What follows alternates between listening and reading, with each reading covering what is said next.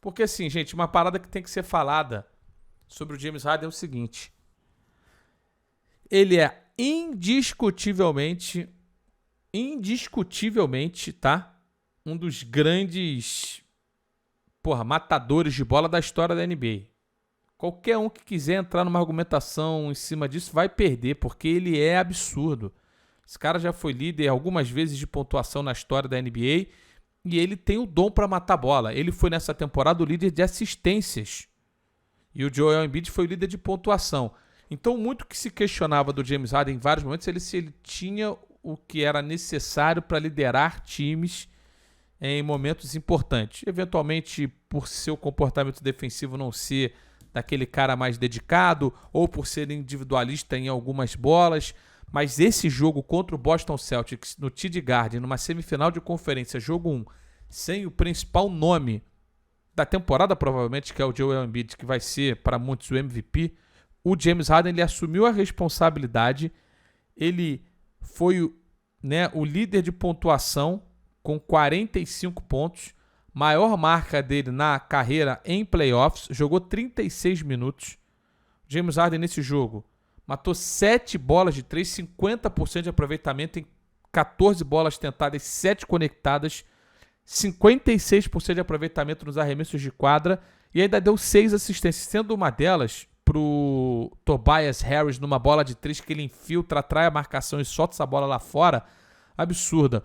Um quarto período espetacular, tá? Espetacular do time do Philadelphia 76ers, 32-28 no quarto período, mas um quarto período de pouquíssimos erros. Você olha no jogo como um todo, teve só 6 erros o time do Philadelphia 76ers e uma daquelas atuações que ficam marcadas na história da NBA pelo que fez o James Harden. O talento desse cara é atemporal. Falar do James Harden é você falar de um dos currículos mais laureados da história do jogo também.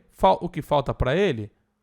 Falta aquilo que faltou, por exemplo, para o Carmelo Anthony. Um título da NBA. Estamos falando de um cara que foi MVP da temporada de 2018, 10 vezes All-Star, 3 vezes campeão de pontuação entre 2018 e 2020. 3 vezes seguidas. Maior pontuador. Ele já tinha sido o melhor sexto homem, porque ele começou como sexto homem lá no Oklahoma City Thunder, que tinha Kevin Durant e Russell Westbrook. E aí depois buscou o seu caminho no Houston Rockets para ser uma estrela. Ele é um absurdo de jogador. É um talento extraordinário, um talento assim geracional, sim, na história do jogo.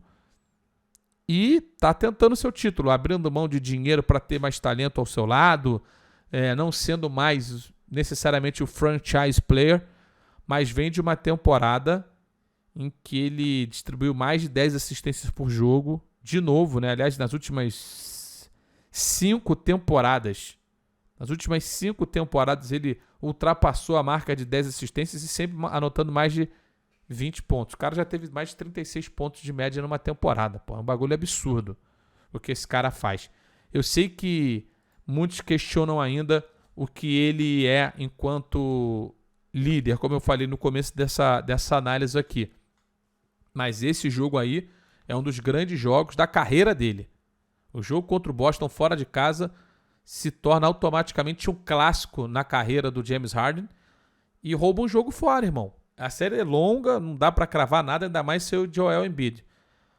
E dá para imaginar que o time do Boston vai jogar mais corpos para cima do James Harden, vai tentar fazer com que ele não consiga ficar tanto tempo com a bola, mas o que esse cara fez no quarto período do jogo e o que ele fez para ganhar do Boston fora de casa na partida número 1 foi memorável, memorável. Eu nem ia falar muito dele porque a gente já tá aí para... Já estamos em outro, né? Vamos falar assim, vamos falar a verdade, já estamos em outra, né? Os playoffs da NBA não param. Mas simplesmente o que fez o Wardell Stephen Curry II no jogo 7 foi absurdo. Nunca na história da NBA alguém tinha feito 50 pontos num jogo 7. E foi isso que esse rapaz que você está vendo na imagem fez.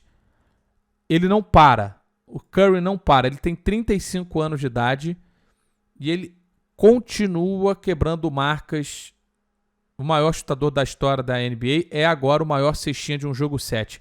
E eu vi muita gente falando, porque assim, qual foi a maior pontuação, ou qual era a maior pontuação num jogo 7 antes dessa? Tinha sido do Kevin Durant, 48 pontos contra o Milwaukee Bucks, em 2021. Bom, o time do Milwaukee que era melhor do que o time do Sacramento. Alguém fala, não queira comparar a atuação de um com o outro, porque um fez 50 contra o Sacramento e outro fez 48 contra o Milwaukee. Mas, gente, o que é importante vocês colocarem em comparativo não é o Curry só contra o Kevin Durant, é o Curry contra toda a história da NBA. Só isso. É o Curry contra todos os jogadores que já pisaram numa quadra de basquete na NBA em jogos 7. Porque tem um elemento diferente que é a pressão de um jogo 7. E olha a naturalidade com que esse engraçadinho Steph Curry encarou o jogo 7. Porra, foi surreal. Foi uma atuação para a gente lembrar para sempre. E um outro detalhe na comparação com o Kevin Durant, até que o chat lembra aqui, teve prorrogação. O Kevin Durant jogou 53 minutos naquele jogo, o Steph Curry jogou 38. Se você pega a maior pontuação da história de um jogo 7, o Curry é o que menos jogou. Se você olhar até 40, deixa eu ver aqui, se você olhar até quem jogou 39, até quem fez 39 pontos, só para vocês terem uma noção, essa aqui é a maior pontuação da história, 50 pontos. Ele jogou 38 minutos. Essa aqui é a coluna de pontos, essa aqui é a coluna de minutos. Só para vocês entenderem. Ele jogou 38 minutos. Então o Phil Chenier, que fez 39 pontos em 1975, jogou 45. Ninguém que fez 39 pontos jogou menos minutos do que ele. Absurdo, pô. O que ele transformou esse jogo é num negócio... mais um clássico instantâneo, como eu falei, para o James Harden, funciona aqui para o Steph Curry, mas esse é um jogo lendário para a história da NBA. Escrevi e fiz um post no meu Instagram sobre ele, vale aqui destacar de novo. Ele é muito mais do que só um chutador. Ele é muito mais do que só um chutador. Ele é o líder de uma dinastia, porque o que o Golden State estabeleceu na NBA foi uma dinastia. Com o Steve Kerr no comando da franquia, eles nunca perderam uma série na Conferência Oeste. Eles não foram aos playoffs em algumas temporadas, mas eles nunca perderam uma série para uma equipe da Conferência Oeste. 19 séries e 19 vitórias. Vai ter um confronto contra o Los Angeles Lakers que promete demais. Acho que é um confronto bem parelho, mas nós estamos falando dos atuais campeões da NBA. E de um time que, enquanto tiver o Steph Curry, o Klay Thompson e o Draymond Green, vai jogar um basquetebol fluido, um basquetebol que é muito maravilhoso, é muito disruptivo. Agora já não é mais tão disruptivo porque todo mundo joga desse jeito, mas na época que eles conseguiram fazer o que fizeram foi disruptivo. E eu vi um cara que eu falei que ele não é só um chutador. O cara falou assim, ele é só um chutador sim, Luiz, desculpa.